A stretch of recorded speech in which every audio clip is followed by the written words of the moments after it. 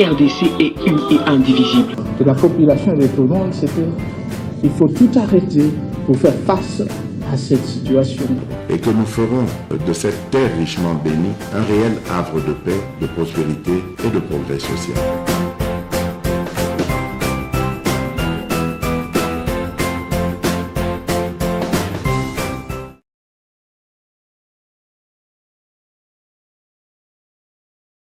Je suis content de l'intervention qui m'a précédé, du cas de figure utilisé, un père de famille, parce qu'il s'agit de cela.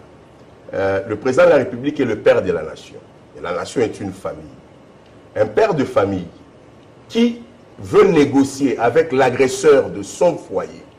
Manifestement, cet agresseur ne veut pas négocier, continue à humilier toute une nation.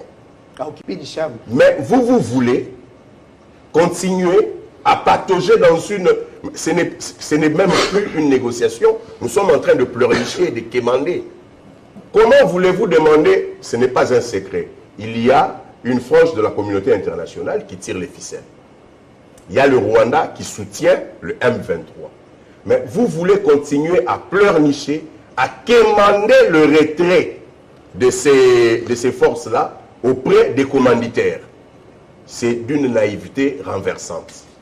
Et là où l'hypocrisie s'installe, c'est que d'une part, on continue à quémander, donc on donne un signal fort aux agresseurs que nous n'avons pas envie d'entrer dans un bras de fer, et d'autre part, on vient flouer la population avec un état de siège manifestement folklorique. Monsieur Lenga, est-ce que pendant cette guerre en Ukraine, on sent que, tout le monde le sait, c'est une guerre entre la Russie, les États-Unis, à travers l'OTAN, pour le dire clairement. Mais derrière l'occupation, l'invasion de la Russie, est-ce que Washington et Moscou, Kremlin et Maison-Blanche ont-ils coupé la ligne? Est-ce qu'ils ne se parlent pas? Alors, c'est une belle question. Nous, à l'envol, nous ne disons pas qu'il ne faut pas discuter. Nous disons qu'il faut discuter en se battant. Et l'exemple que vous donnez l'exprime on ne peut plus clairement. L'Ukraine fait la guerre. L'Ukraine n'a pas arrêté de faire la guerre, commencé à pleurnicher, comme on voit ici à Kinshasa, que la Russie se retire, etc. L'Ukraine continue à se battre. À réclamer les armes. Il continue à se battre, il a une attitude offensive, il se bat, mais pendant cette guerre, les gens discutent. Nous ne sommes pas en train de comparer ce qui se passe au Congo avec ce qui se passe entre la Russie et l'Ukraine. Dans ce cas, l'exemple est mal donné. Mais l'exemple, juste la question, c'était la Maison-Blanche et le Kremlin ont-ils coupé la communication? La ligne rouge existe toujours, même pendant la guerre froide. Claudel Chikamba, votre réaction rapidement. Vous avez suivi une société civile pédagogue et qui est 20 ans en guerre, c'est-à-dire il faut passer à l'action, il faut faire la guerre au Rwanda sous l'étiquette du M23 et surtout ne pas tenir compte des dégâts, même si les Congolais vont mourir à Bunagana. Ils meurent tous les jours. Merci beaucoup pour cette thématique et pour l'invitation. Mais la guerre, est-ce qu'il faut faire la guerre? Mais la guerre a déjà commencé. La guerre, Félix Tshisekedi est déjà en guerre contre le Rwanda. La guerre économique. Nous avions avec le Rwanda des rapports économiques forts plutôt, notamment avec Rwandair qui était ici. On a coupé le Rwandair ici.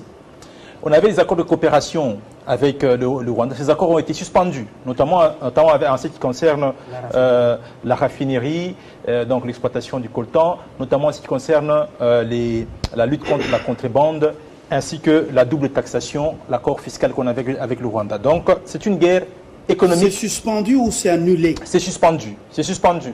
Et je rappelle que quand je parle de guerre, c'est parce que pour faire cette suspension, on a dû convoquer même le Conseil supérieur de la défense. Nous sommes dans un état d'esprit de guerre. La guerre diplomatique a déjà été lancée. Au moment où je suis en train de vous parler, 3 sénateurs ont écrit à l'administration américaine. Ils ont saisi le secrétaire d'État Anthony Blinken, ils ont saisi le secrétaire au Trésor pour leur demander tout simplement les résultats de la tournée africaine du secrétaire d'État. Les Vous êtes allé au Rwanda. Congolais ou Ce sont des sénateurs américains qui ont écrit à la Maison-Blanche pour demander quelles sont les mesures qui ont été prises parce que, dans la lettre, il est spécifié que le M23, il est clairement établi qu'il est alimenté par un État. Et c'est cité dans la lettre. Et l'ONU, le rapport de l'ONU, je vous ajoute, a dit clairement que le soutien principal, donc la cause principale du pillage, du massacre au Congo, c'est le Rwanda, sans passer par... donc je le rapport, on ne le publie pas, on le garde, il est porté disparu. Je disais que les trois sénateurs américains ont été très clairs. Ils disent il est établi aujourd'hui que les M23 disposent d'un équipement militaire pouvant atteindre une cible de haute portée à de très longues distances. Aujourd'hui, ils ont des équipements qui mettent même en déroute les forces onusiennes. C'est écrit dans la lettre. Ils disent à M. Anthony Blinken de pouvoir aujourd'hui dire clairement quelles sont les mesures que l'État américain a prises par rapport au M23. Le M23 en question dont on parle ici... Une question pour les téléspectateurs. Ces trois sénateurs dormaient-ils ou ils avaient pris un produit, un somnifère?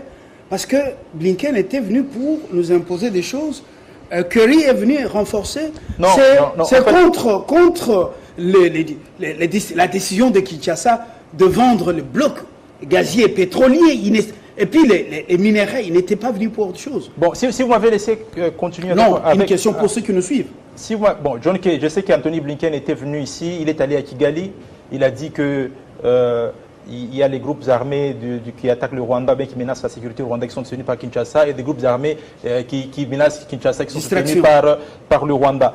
Mais alors, par rapport à cette position qu'il a prise, c'est pourquoi je disais qu'il y a des sénateurs américains qui le disent, parce que s'il est établi que le Rwanda soutient le M23, que font les États-Unis pour justement mettre hors d'état de nuire le Rwanda? J'ai parlé de la guerre diplomatique, pourquoi? Parce que, en fait, il s'élève de plus en plus de voix au niveau des nations, au niveau des États-Unis d'Amérique, pour dire clairement au Rwanda de cesser de faire ce qu'il est en train de faire. Rappelez-vous qu'il n'y a pas longtemps, dans une émission ici sur ce plateau, je vous disais que le président de la Chambre de Relations Extérieures du Sénat américain a saisi aussi le gouvernement américain pour lui demander de cesser de soutenir Kigali en rapport avec son soutien financier à la défense. Pourquoi est-ce que moi je me dis aujourd'hui... Est-ce que cette diplomatie a-t-elle fait isoler Kagame, le sanguinaire? Je suis en train d'y arriver. Oui. Pourquoi est-ce que je me dis aujourd'hui que, avant de faire la guerre, il faut, je l'ai toujours dit sur ce plateau, évaluer les forces que l'on a. Nous avons un budget de la défense qui est évalué à 500 millions de dollars américains. Et ce budget qui est évalué à 500 millions de dollars américains, c'est 150 millions de dollars américains seulement pour les équipements, alors que les 150 millions de dollars américains, c'est le budget que les Américains accordent pour appuyer Kigali en ce qui concerne sa défense. Et donc aujourd'hui, vous voulez attaquer le Rwanda, il faut peser vos forces. Il faut peser qui sont vos alliés. Lorsque le fils Museveni vous dit clairement que lorsqu'on prend l'UPDF et qu'on prend le RDF, l'armée rwandaise, on les met ensemble, c'est devenu une armée invincible qu'aucune armée africaine ne peut battre.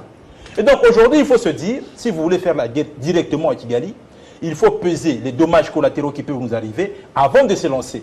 Et donc, je me dis que la diplomatie qui est en train d'être menée maintenant, il y a plusieurs axes. Il y a l'axe des Nations Unies. Le chef de l'État l'a dit clairement devant les Nations Unies que nous sommes agressés par le Rwanda. Et aujourd'hui, ce qu'il faut, c'est un réveil de la conscience de toute la communauté internationale. Nous sommes en face d'un État qui déstabilise le Congo depuis près de 25 ans.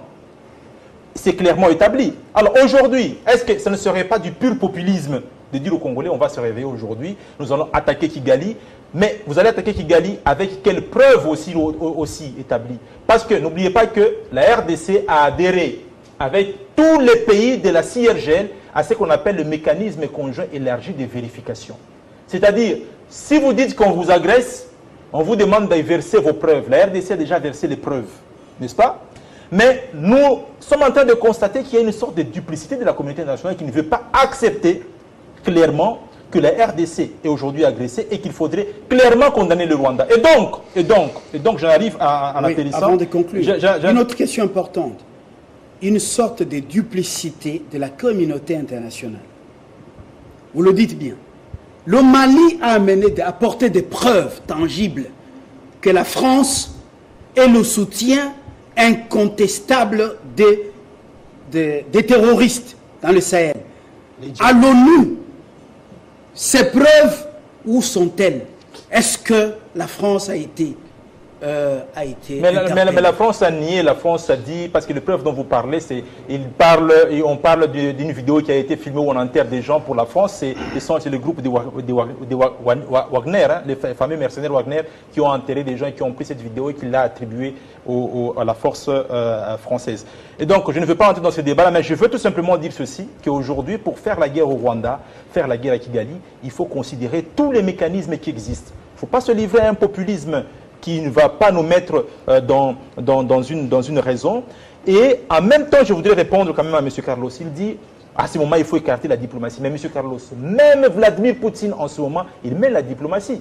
Vladimir Poutine, aujourd'hui, c'est l'axe de la Biélorussie, c'est l'axe de la Chine, c'est l'axe aujourd'hui de la Turquie. Et vous êtes sans ignorer que, parce que vous êtes un grand intellectuel, que le ministre des Affaires étrangères, Sergei Lavrov, vient de faire le tour de l'Afrique pratiquement pour parler de la diplomatie. Et donc pour nous aujourd'hui, le président Félix Tshisekedi a déjà commencé la guerre avec le Rwanda.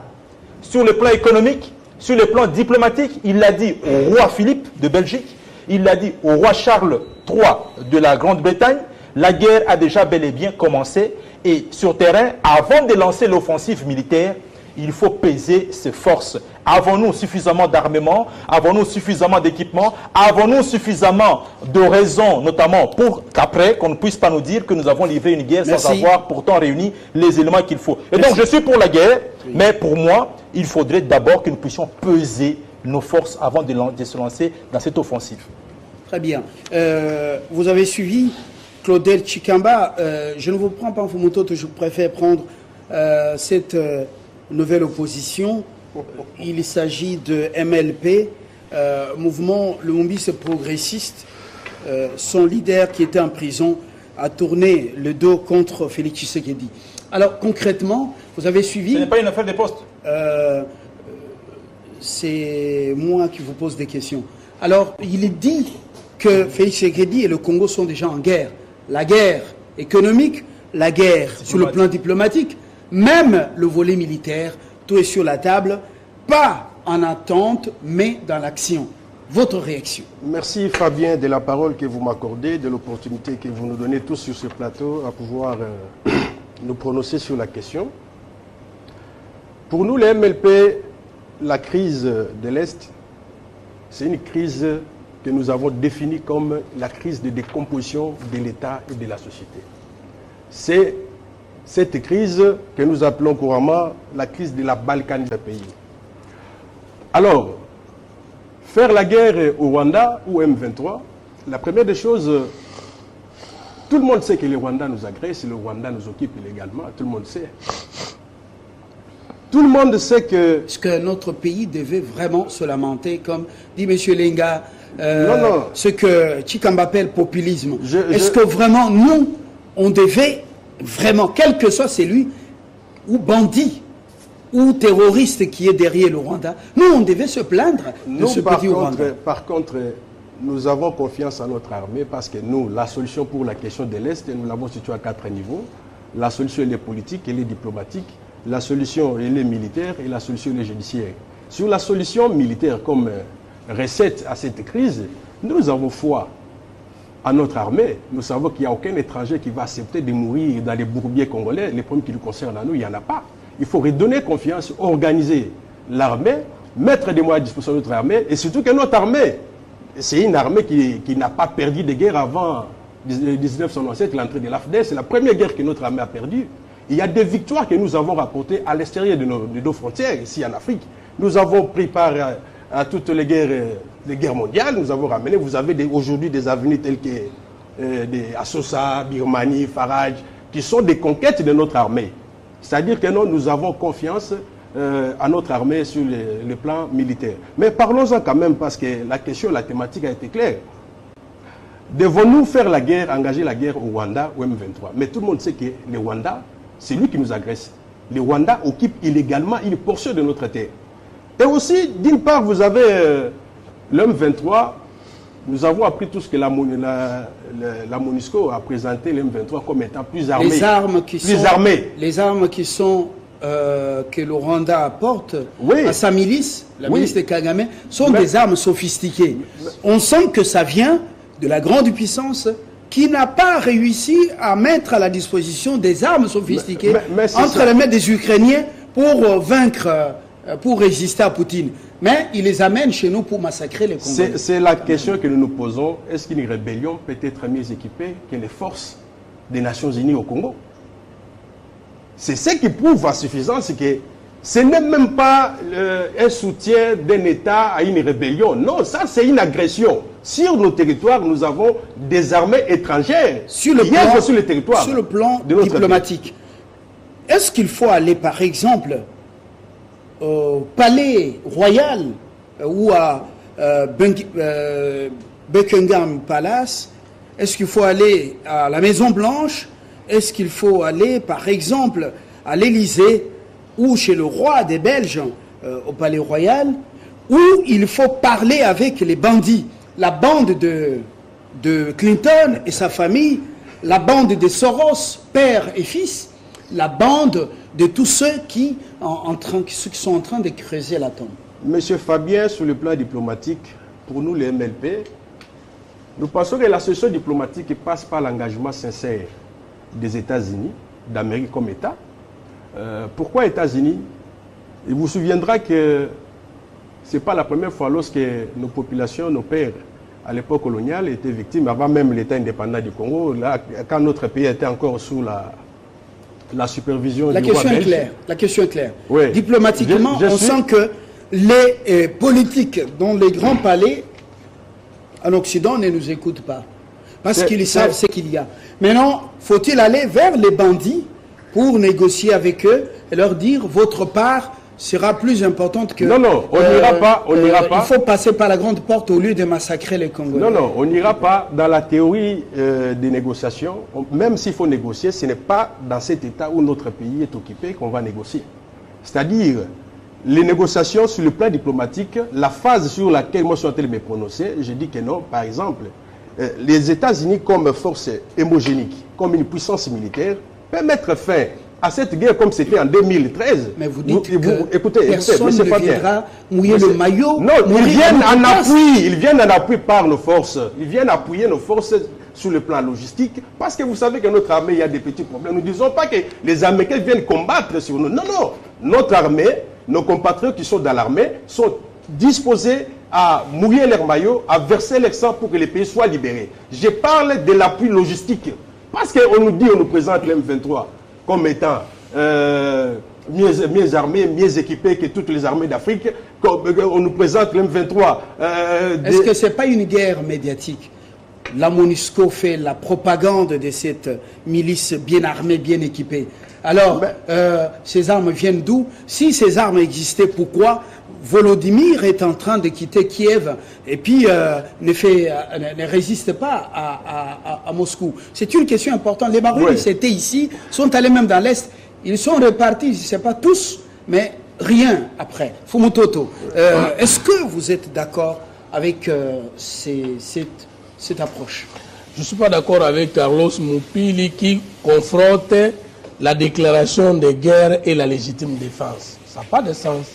La légitime défense, c'est lorsqu'on est attaqué, qu'on doit réagir sans facilement ou directement passer par le juge ou la personne qui doit autoriser. Or, on regarde l'article 84 et 85 de la Constitution, dont le premier parle de l'état de siège qui n'est pas à confondre avec l'état de guerre. Le chef de l'État, dans la déclaration de la guerre ou dans la légitime défense, si c'est opposable, ne peut pas engager le pays en guerre par émotion sans faire une déclaration d'engagement du pays en guerre. La polémologie, comme une discipline qui étudie la guerre, informe effectivement qu'il y a des conflits armés internationaux et des conflits armés non internationaux. La différence, s'il vous plaît. Laissez-le, c'est son ton. Vous allez suivre. J'ai dit polémologie. Alors, polémologie, c'est ce que j'ai dit, oui. Vous retenez, écrivez. Alors maintenant, lorsqu'il s'agit d'une rébellion, c'est une chose. C'est-à-dire qu'au nom du droit des peuples à disposer d'eux-mêmes, une fraction de la population peut attaquer son régime avec la possibilité de gagner ou perdre avec des alliés, parce qu'on ne fait jamais ni rébellion ni guerre seul. Mais lorsqu'il s'agit manifestement, comme le cas d'espèce, d'une agression, ça signifie atteinte à l'intégrité et à la sécurité nationale et indépendance internationale d'un État, et surtout par un autre État membre des Nations Unies, le chef de l'État ne peut pas seul se réveiller le matin et attaquer un autre État sans terminer les préalables sur le plan non seulement interne, mais surtout international. Maintenant, qu'est-ce qui prouve que Bunagana n'est pas une... Donc le M23 n'est pas une rébellion. Nous sommes au communiqué final du conclave de Luanda. Lorsque Kagame accepte de signer qu'il va retirer les rebelles du M23, il signait de les retirer en tant que qui? Leur autorité morale, lui-même congolais ou comment? Lorsque les experts des Nations Unies nous fournissent des données que le Congo est attaqué par le Rwanda, la situation est donc une situation d'agression. Et en tant que tel, le Conseil de l'achat des Nations Unies définit l'agression comme une atteinte à la paix collective, et il faut une réaction collective, c'est-à-dire du monde entier. Et le chef de l'État a décrié l'hypocrisie de la communauté internationale avec des mots le plus justes. Et il a déballé que les allégations ou les justifications de Kagame, ou justifiant la présence de Kagame au Congo, ne sont pas fondées. Et je crois que mon frère Claudel, je pense que la déclaration, l'intervention du chef de l'État du haut de la tribune des Nations Unies a éclairé aussi la réaction, donc la volonté des sénateurs américains qui se sont saisis de cette opportunité, parce qu'au moins ils ont compris. Maintenant, M. Alexis lui oppose l'état de siège et la diplomatie. Il dit alors, si le chef de l'État a pris l'option de l'état de siège, pourquoi va-t-il encore faire la diplomatie? Je comprends encore que là, il y a une aberration. Il oppose la diplomatie et l'option de la guerre. Non. Qu'il vous revienne à retenir ceci, monsieur, mon frère de l'Envol, que la diplomatie est une manière habituelle de porter les affaires d'un État en dehors des frontières, c'est-à-dire la politique étrangère. Et qu'autant il n'y a pas de développement d'un État sans amis et connaissances, c'est-à-dire alliés à l'international, il n'y a pas non plus de victoire dans une guerre sans qu'il y ait des alliés. Maintenant, la diplomatie, on ne peut pas l'opposer avec la guerre, parce que même pour aller acheter les armes auprès d'un autre État, c'est la diplomatie qu'on utilise comme moyen. Même pour aller négocier les marchés économiques, c'est toujours la diplomatie. Alors, je ne sais pas, quand vous opposez la diplomatie à la guerre, vous considérez la diplomatie que c'est une situation de non-guerre. Non. Même pendant la guerre, on négocie toujours avec celui avec qui on fait la guerre. Et le journaliste est revenu sur ça. Mais le chef de l'État est très clair. Alexis, vous avez contredit le chef de l'État inutilement en disant qu'il a dit que pendant tout son mandat, il sera à l'Est. Mais il est à l'Est, non? Pas l'état de siège, non? Le chef de l'État, le président de la République, c'est une institution et un animateur de l'institution. Nicolas pose la question. Comment expliquer que ces provinces, ces deux, soient en état de siège? En même temps, vous négociez, vous dialoguez. Mais voilà, je réponds maintenant par rapport à la politique du chef de l'État. Nous avons 3 solutions sur table que le chef a arrêtées. La solution sociopolitique, ça veut dire les forums des Congolais politiques et la société civile qui se tiendra d'ici la fin du mois de novembre à l'est du pays, pour savoir impliquer la conscience des Congolais qui se servent de l'amour de leur propre. On nous expliquera quand ce sera, le moment. On a amené des Ougandais. On a amené des Ougandais ici. On a amené les Kenyans, qui ne sont même pas passés par Bunagana, ils sont dans ce qu'on appelle zone tampon. On a amené des Burundais. Et puis, qui vont encore venir, Tanzaniens. Tanzaniens sont déjà là. Alors, dites-nous concrètement, comment un pays comme celui-ci, avec toutes les richesses que Dieu lui a données, on doit accepter les armées, même les armées de fainéants chez nous, des armées inutiles. J'arrive. La deuxième solution, c'est l'état de siège qui sera évalué avec la police d'être renforcée, maintenue où on le veut. Je contredis M. Alexis, M. Nicolas qui est en retard. Depuis le lancement de l'état de siège, immédiatement maintenant, les choses ne sont plus les mêmes. Le nombre d'incursions a changé. Les rapports sortent bientôt. Le nombre de localités conquises régulièrement comme avant a changé. Le nombre d'embuscades a changé. Le nombre de tueries a changé. Le nombre de mouvements rebelles ont changé. La plupart de ceux qui restent sont des mouvements rebelles qui sont cantonnés dans des mines pour des guerres économiques. Ça, ce sont des données internationales à vérifier. Alors, quand quelqu'un dit que l'état de siège est folklorique, ça veut dire qu'il est resté dans l'illusion du passé. Comment, pendant l'état de siège, on laisse l'exploitation artisanale des minéraux avec la contrebande pendant l'état de siège? Pourquoi ne pas mettre fin, d'abord suspendre les activités minières? D'abord, on est en train... Et des Chinois, et des Congolais, et des Rwandais, des Ougandais, tout ça. D'abord, l'état de siège ne vient pas d'une situation normale. L'état de siège provient d'une situation anormale, ça veut dire l'insécurité qui ne permet plus au pays de fonctionner. Maintenant, je viens de donner les données vérifiables. Il peut me contredire. Le nombre de mouvements rebelles qui étaient avant et après. Je termine la solution diplomatique. La solution diplomatique a toujours été la solution que même dans le conflit Allemagne et la France, l'Ukraine, vous avez évoqué, qui n'a jamais été négligée. Et d'ailleurs, c'est la meilleure des solutions. Avec armes ou sans armes, on ne gagne jamais la guerre sans la diplomatie. D'où le chef de l'État clairement dit en France, lorsqu'il a été interviewé aux États-Unis par France 24, il a dit ceci. Cette armée qui vient du mixage de brassage avec des généraux à la merci de l'étranger, on ne peut pas ne pas collaborer avec les autres alliés pour tenter de réussir cette guerre. Mais il a dit qu'aucune option n'est écartée. Nous sommes en guerre, Claude l'a dit tout à l'heure ici. L'état de siège, c'est déjà une guerre. Donc, nous ne pensons pas qu'ils vont nous battre. Merci. Nous pensons que nous allons repousser, nous allons conquérir. Merci, Fumutoto. Merci, Fumutoto. C'est l'autre piste de parole. Je crois que... ne nous amenez pas dans les théories je suis des là. Auditoires des universités. Auditeurs. Il y a mes étudiants qui... S'il vous plaît, allons tout droit. Je suis là pour recadrer les choses pédagogiquement.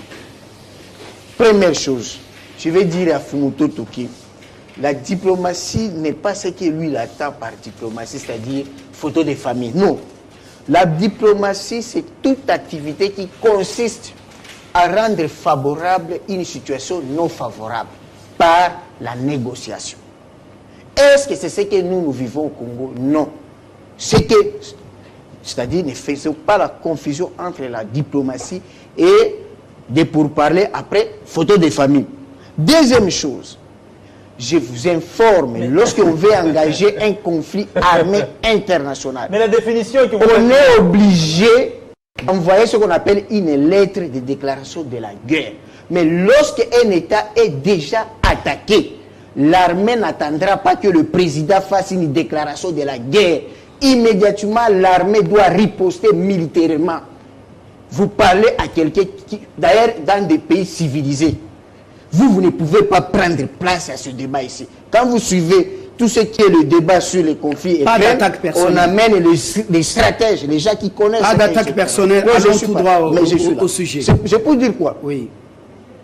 Lorsque, par exemple, il y a l'armée congolaise qui ose attaquer Gisenyi, l'armée rwandaise n'attendra pas que le président Kagame puisse réunir le Parlement et faire une déclaration de la guerre. Immédiatement, l'armée va répliquer. Nous avons connu Mouzé Laurent Désiré Kabila ici. Lorsque le Brazzaville a fait semblant, à l'époque, de nous jeter des obus ici, est-ce que Mouzé Kabila a convoqué un Parlement? Non. Il a directement ordonné à l'armée de répliquer des obus. Et Brazzaville a été discipliné. Troisième chose, vous parlez de bilan de l'état de siège. Non, vous savez, quand nous parlons de ces choses, nous dépassons l'émotion. Moi, je représente le peuple. Vous représentez l'Union sacrée qui n'a pas de siège. Mais le peuple qui est là au nord, quel peuple? Nous faisons le débat d'idées. Le peuple ne nous a pas mandaté. Faisons le débat d'idées. Les députés qui représentent le peuple. Je suis la société civile. C'est la société civile. Avec une position. Avant, on a décrété l'état de siège pour répliquer contre les terroristes ADF. À l'époque, il n'y avait pas l'occupation de Bunagana, les M23 n'existaient pas. Mais l'occupation de Bunagana est venue sous l'état de siège. Nous devons être d'accord pour autre chose. Et je voulais terminer par ce que mon frère a dit ici.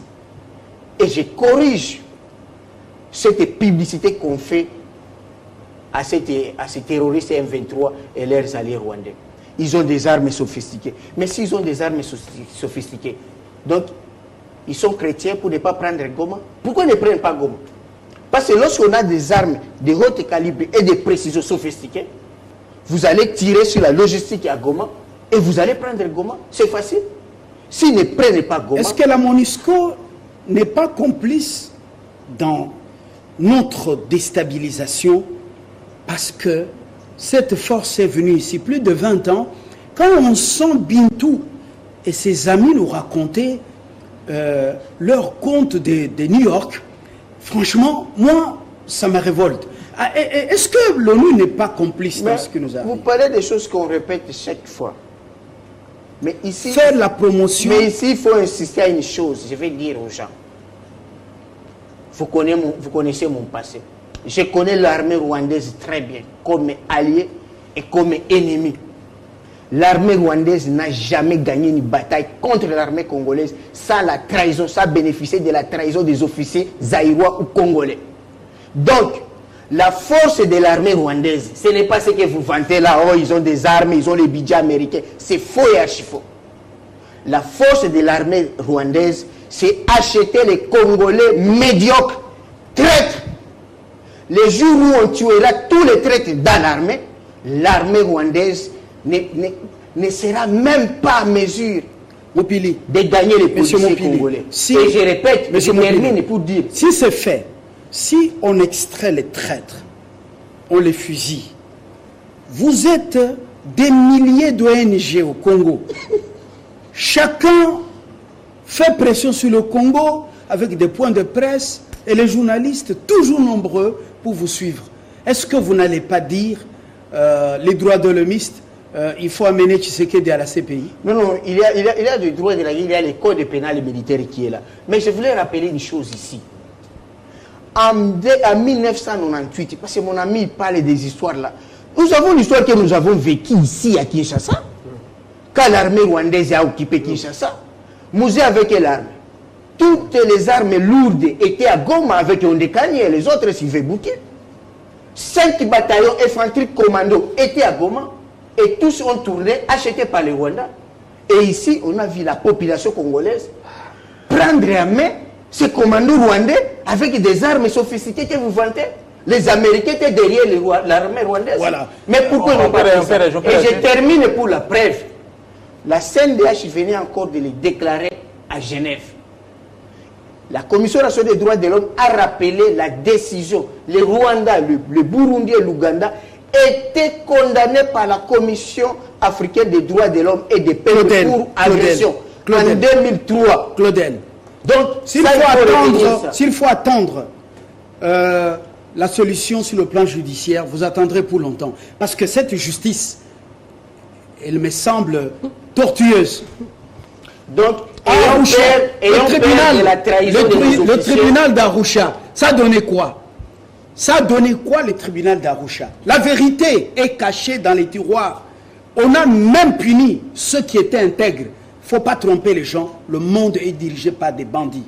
Claudel Chikamba. Merci beaucoup. Je crois que la question que nous traitons, elle est quand même très sérieuse pour que nous puissions venir ici faire des débats d'école, de sémantique, ceci, cela, tout ça.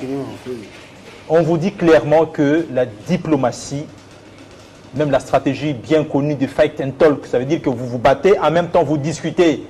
Vladimir Poutine lui-même, qui a réussi à occuper 3 grandes régions de l'Ukraine, il dit clairement qu'il ne peut pas se retirer des pourparlers, il va continuer à dialoguer, mais en même temps sur le terrain, pendant que vous quittez la table de négociation, il bombarde.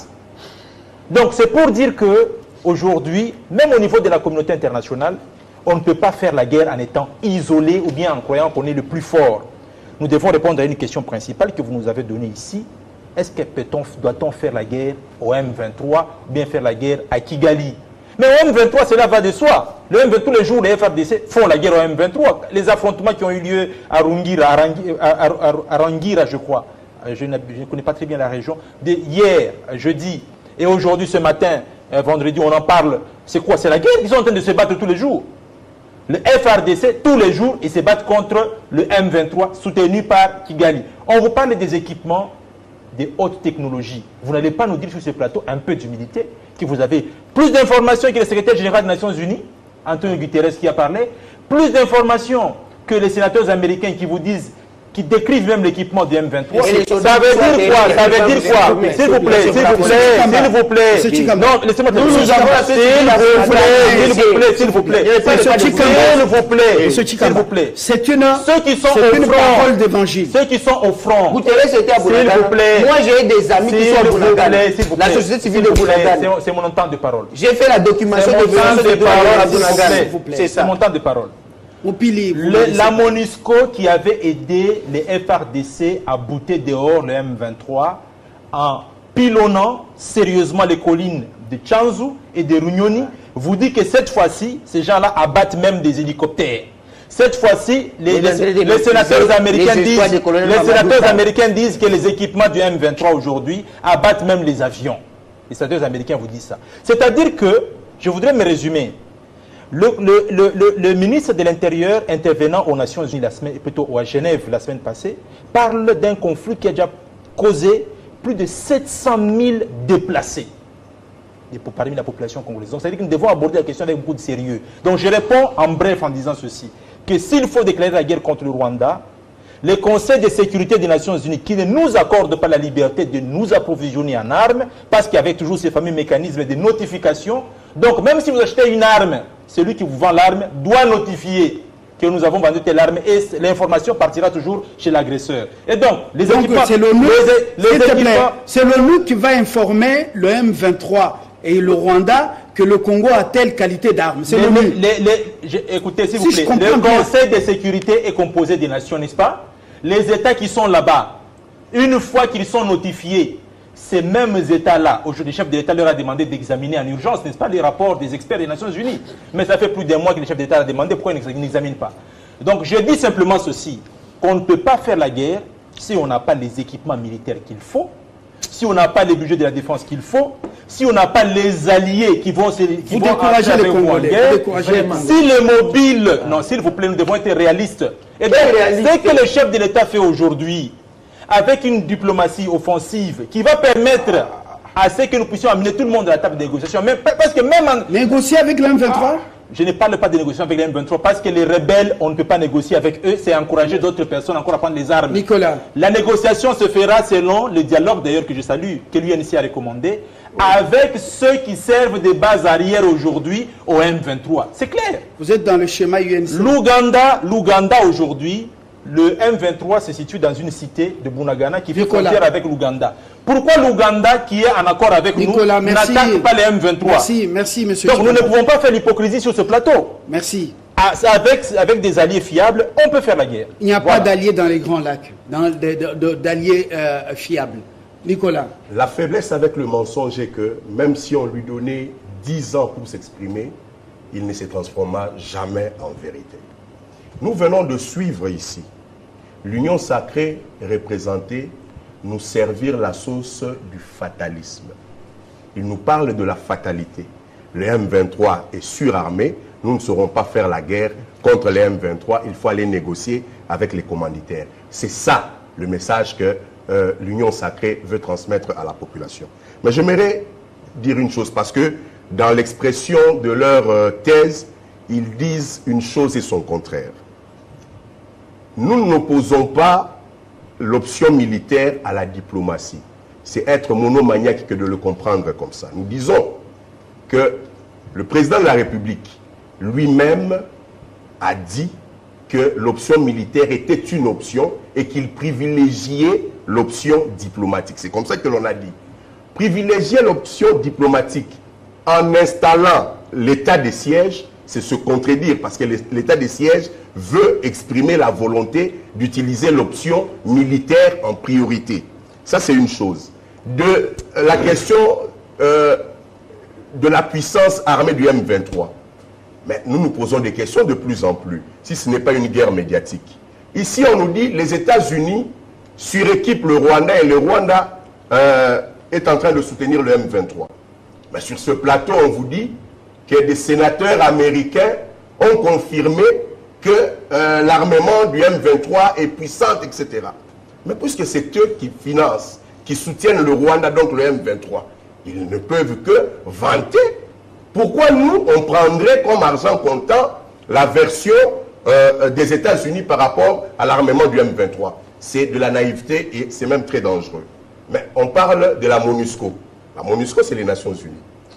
Si la MONUSCO, ayant fait plus de 2 décennies ici, n'ayant rien fait pour se justifier, c'est normal qu'ils disent que le M23 est surarmé. Et les Nations Unies, où vous allez pleurnicher, donc la MONUSCO, sont des connivences puisqu'ils ont fait 20 ans ici sans rien faire. Donc à un moment donné, il faut savoir de quoi il en retourne lorsque vous prenez position. Mais j'aimerais faire la démonstration du manque de volonté de ce gouvernement à pouvoir terminer cette affaire de l'insécurité à l'Est. Vous savez que pour faire une guerre, il faut avoir les moyens de financer cette guerre, c'est-à-dire le budget. Vous rejoignez Chikamba. Je ne le rejoins pas, bien au contraire. Mais il ne propose de rien, il est en train de tourner. C'est Nicolas qui a la parole. Moi, vraiment, mon éducation... Et c'est moi qui ai posé la question. Pour débattre, il faut écouter et puis réagir. C'est ça. Ceci va même de la courtoisie. Maintenant, le budget de la RD Congo, depuis l'accession au pouvoir de M. Tshisekedi, n'a jamais traduit dans l'affectation dans le secteur de la défense la volonté d'outiller suffisamment ce secteur pour faire face à la guerre. Lorsque 80% du budget est dilapidé dans les trains de vie des institutions, croyez-moi, ces institutions n'ont rien pas à dans les faire. digressions. Il n'y a aucune digression. Revenons à la thématique. C'est une démonstration de ceci, de la volonté absente de pouvoir terminer cette guerre. Monsieur Mbosso Dio de sa chair a dit qu'il y a des députés impliqués dans cette question de l'insécurité à l'Est. Qu'est-ce que le gouvernement a pris comme disposition sur cette question? Qu'est-ce que l'appareil judiciaire de mon pays a pris comme disposition sur cette question? On crie tous les jours en tambourine sur l'infiltration de l'armée, de la police et des services de renseignement. Mais le président de la République est quand même le commandant suprême des forces armées. Quelles sont les dispositions prises sur cette question? J'aimerais aller un peu plus loin. On nous parle de la présence de la force sous-régionale ici chez nous. À la base, on nous a dit qu'ils venaient en appui au FARDC pour combattre les M23. Mais aujourd'hui, la réalité démontre qu'ils sont venus faire une force tampon. Malgré cette force tampon, aujourd'hui, les positions des FARDC ont été attaquées par le M23. Alors, est-ce que vous êtes vraiment bien au courant? Les M23 se plaignent. Les Rwandais se plaignent que c'est les FARDC qui ont attaqué leur position. Avant de venir ici sur votre chaîne, une chaîne concurrente a fait passer cette information, a interviewé sur terrain. Vous pouvez vérifier. Si vous voulez, je cite la chaîne. C'est Top Congo qui l'a diffusée. Et donc, c'est vérifiable. Il faudrait que le chef de l'État puisse tenir à sa promesse. Ici, Mfumutoto dit, le chef de l'État est à l'Est parce que le président de la République est une institution. Mais de qui vous moquez-vous? Soyons sérieux. Est-ce que vous ne vous amenez pas ailleurs là? Non, je n'amène pas ailleurs. Parce que le fait pour le président de la République de promettre aux Congolais d'aller s'installer à l'Est, c'était une garantie de volonté de terminer cette guerre et un espoir. Vous répétez. Merci beaucoup. Alexis, moi, à votre place, je m'appelle Nicolas, Nicolas, s'il vous plaît. Pas par force que je vais retenir, mon frère. Ça arrive, c'est par erreur. Parce que j'ai la volonté de m'attaquer. C'est un lapsus. Ça va. Vous ne pouvez pas répéter un mieux. Vous avez dit que votre éducation ne vous permettait pas de parler pendant que l'autre parle. Sauf si vous me donnez notre nom. Alexis, mon frère. Je ne m'appelle pas Alexis, je m'appelle Nicolas. Vous faites exprès. Alors, il s'appelle Monsieur Lenga. Monsieur Lenga. Monsieur Lenga, Nicolas, mon frère. Voilà. Monsieur Lenga. Vous utilisez les mots monomaniaque, que je ne sais pas. Vous devriez quand même aider vos téléspectateurs à suivre. Vous me dites un monomaniaque. Ça veut dire quoi? Vous m'insultez, vous me félicitez. S'il vous plaît. S'il vous plaît. S'il vous plaît. Vous dites soyons sérieux. Oui. Ça veut dire, vous qui étiez hier à l'Union sacrée avec des postes ministériels, où vous étiez en train de dire que tout était rose, parce que vous avez manqué ce que vous devriez avoir, aujourd'hui, sujet. Vous êtes sérieux. S'il vous plaît. C'est aussi une insulte. Mais voici comment je vous raconte. Je vous ai opposé un argument. Vous avez dit que l'état de siège est folklorique. Je vous ai dit que vous êtes dans l'illusion du passé. L'état de siège, depuis son avènement, fait avancer les choses, bien que nous n'avons pas encore terminé toutes les options. 1. Les embuscades ont diminué. Les incursions ont diminué. Le nombre d'égorgements ont diminué. Les conquêtes de localités ont diminué. Le nombre de mouvements rebelles ont diminué. Donc, je vous ai provoqué avec un débat de données d'État. Maintenant, si vous dites que Tshisekedi est là, il ne fait rien pour que les choses avancent. Les nominations au sein de l'armée, contrairement à ce qui se vivait ici au Congo, où les villes tombaient, les villages tombaient, les Congolais étaient en train de mourir, on maintenait l'équipe qui perdait. Aujourd'hui, il y a réaménagement dans l'équipe du commandement de l'armée. Vous dites qu'il n'y a pas volonté.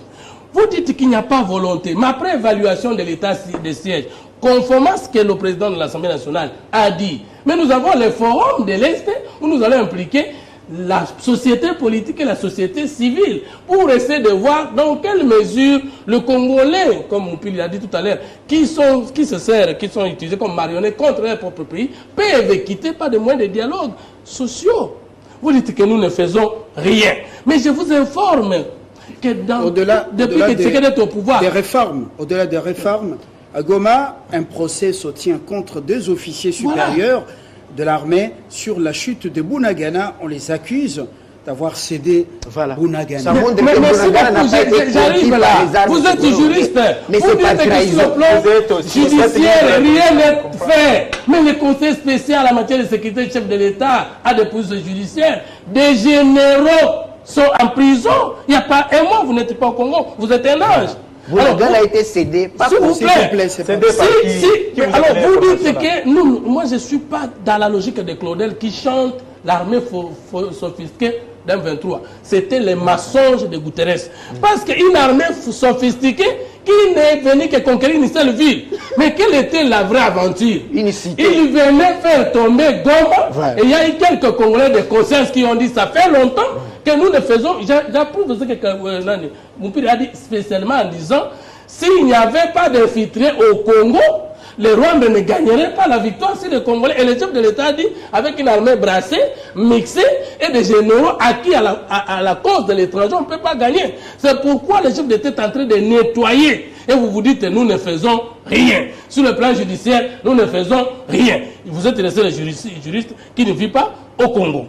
S'il vous plaît, quand vous dites que nous sommes, Félix Tshisekedi avec son régime, nous sommes en train de faire des folklore pour ne pas... Non, mais vous avez vu les propositions de budget de cette année. Vous n'avez pas vu que le président, le gouvernement revient à la hausse le budget pour l'armée et le budget de l'ancien passé.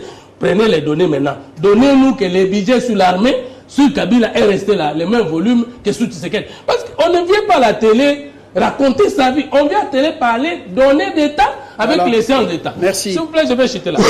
Je voudrais dire ceci.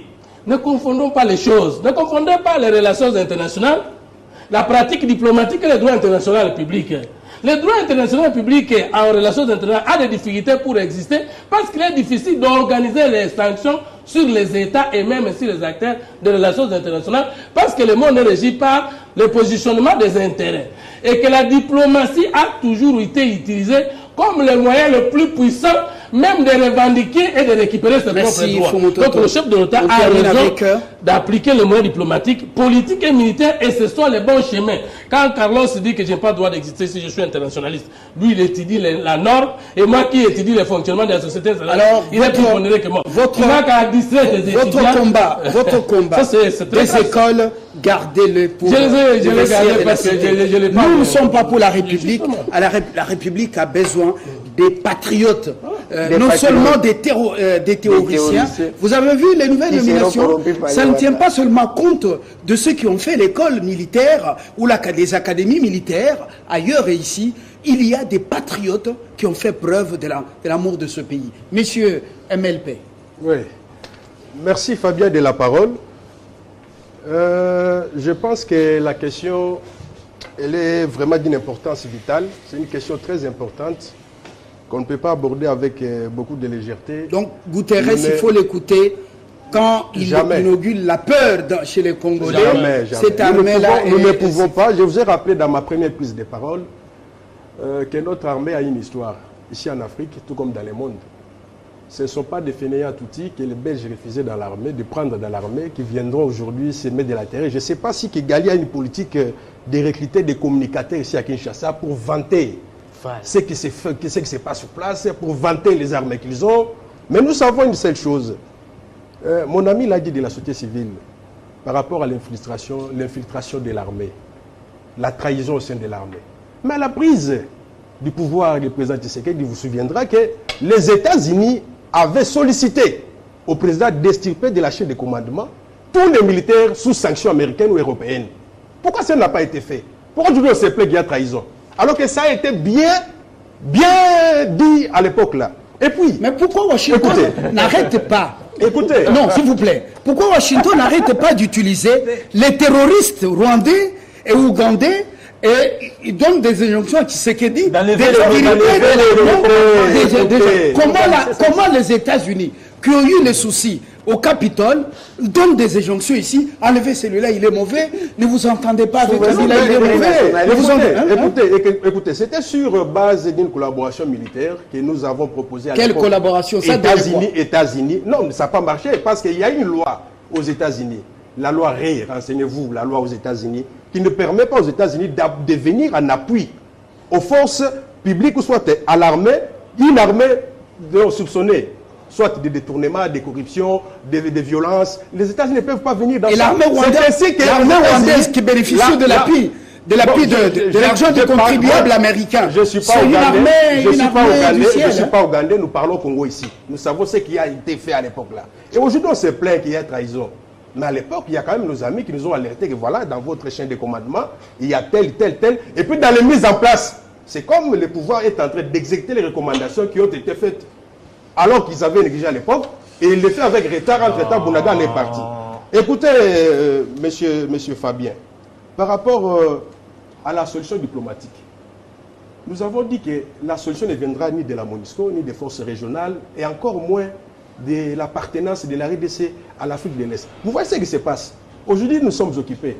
Aucun pays n'a condamné le Rwanda sur le plan diplomatique. On nous vante ici la diplomatie agissant de la puissance diplomatie, mais aucun pays, aux États-Unis, au Conseil de sécurité, aucun pays n'a pu condamner ce que le Rwanda nous a fait. Aucun pays. Renseignez-vous. La Belgique, l'Équateur. Même pas les pays avec lesquels nous sommes dans la communauté de l'Afrique de l'Est. Vous comprenez qu'il y a ici la diplomatie sous le régime en place n'est pas vraiment, on n'a pas les résultats escomptés par rapport à ce que nous vendons ici, on nous vend du vent. Et aussi par rapport le timing, vous sentez qu'on nous bouscule déjà. Oh là là. On nous bouscule vraiment déjà. Est-ce qu'il fallait attendre quelque chose de ces conseils de sécurité de l'ONU et même de ces Nations Unies? Vraiment, c'est la question que je me pose. Nous avons fini. Vous sentez que l'heure, c'est l'heure. 30 secondes. Comment? 30 secondes. 30 secondes. Oui. Alors, je mets le chrono, 30 secondes. Oui, merci. Je voulais dire ceci. L'agression, comme disait mon professeur Maurice Kantou, c'est le crime odieux dans l'ordre international. Parce que ça fait appel au crime contre l'humanité, au crime de guerre. Et les procès des officiers supérieurs à Goma prouvent clairement ce que j'ai dit, que le M23 n'est pas fort, mais seulement le M23 profite de la trahison de certains de nos officiers, de nos autorités politiques et militaires. Claudel. La RDC a vocation à protéger l'intégrité du territoire national, donc les FRDC. Et pour moi, pour entrer en guerre officiellement contre le Rwanda, je suis de l'option militaire, vraiment contre Kigali. Mais il faut peser tous les moyens. Je l'ai dit clairement, il faut regarder du côté des équipements militaires, le budget de la défense. Il faut regarder qui sont nos alliés. Il faut regarder et aussi, notamment, est-ce que lorsque nous allons nous lancer dans cela, est-ce que nous n'allons pas avoir la condamnation unanime de la communauté internationale qui aujourd'hui, représentée dans les mécanismes élargis de vérification, n'arrive pas toujours à nous accorder le bénéfice. Je ne suis pas venu sur ce plateau pour louer la force du M23, mais je suis venu sur ce plateau notamment tenir compte des déclarations, notamment de la MONUSCO, qui est sur le terrain qui dit, ce sont les propos de la MONUSCO que j'ai relayés, je ne suis pas venu Merci. vanter le M23. Merci Claudel pour la précision. Nicolas, conclusion. Le M23 a déjà été vaincu par les FARDC en 2012 et donc les FARDC... Avec l'aide de la MONUSCO. Non, mais c'est... Pourquoi tu es contre C'est pas votre les FARDC? Nicolas. Donc le M23 a déjà été vaincu en 2012. Ils peuvent réitérer l'exploit en 2022, mais il faudrait que le gouvernement prenne la mesure de la responsabilité en octroyant suffisamment de budget pour faire face à cette guerre et arrêter de pleurnicher auprès des commanditaires de cette agression. Voilà. Notre ami de MLP, on vous appelle Jonathan Makoba. Que la peur quitte nos esprits, que le Congo vaincra cette guerre, ce n'est pas la première. Nous suggérons à ce qu'il y ait quand même... La sincérité. Qu'est-ce que je veux dire? Les mots m'échappent, donc voilà.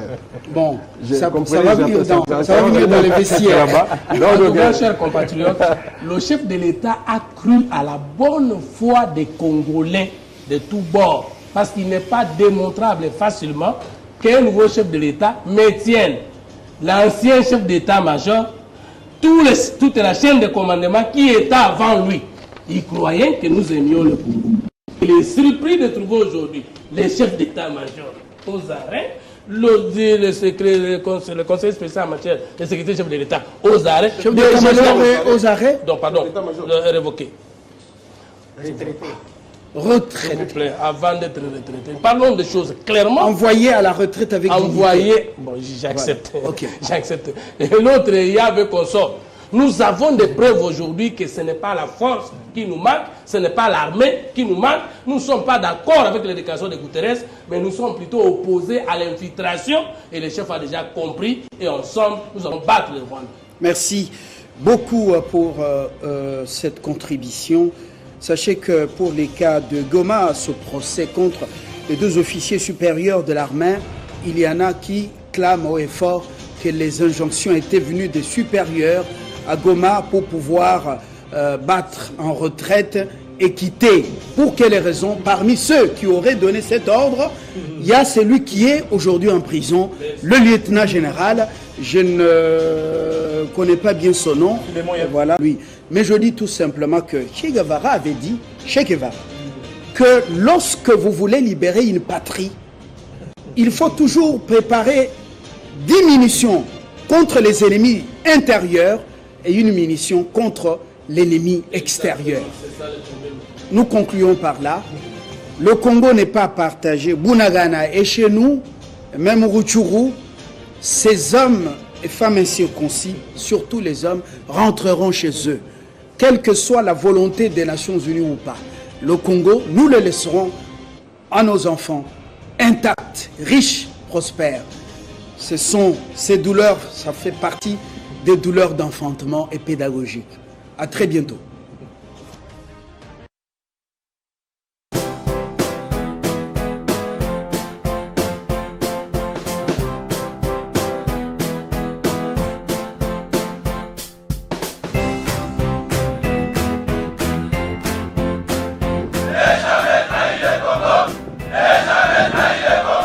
La RDC est une et indivisible. De la population et de tout le monde, c'est qu'il faut tout arrêter pour faire face à cette situation. Et que nous ferons de cette terre richement bénie un réel havre de paix, de prospérité et de progrès social.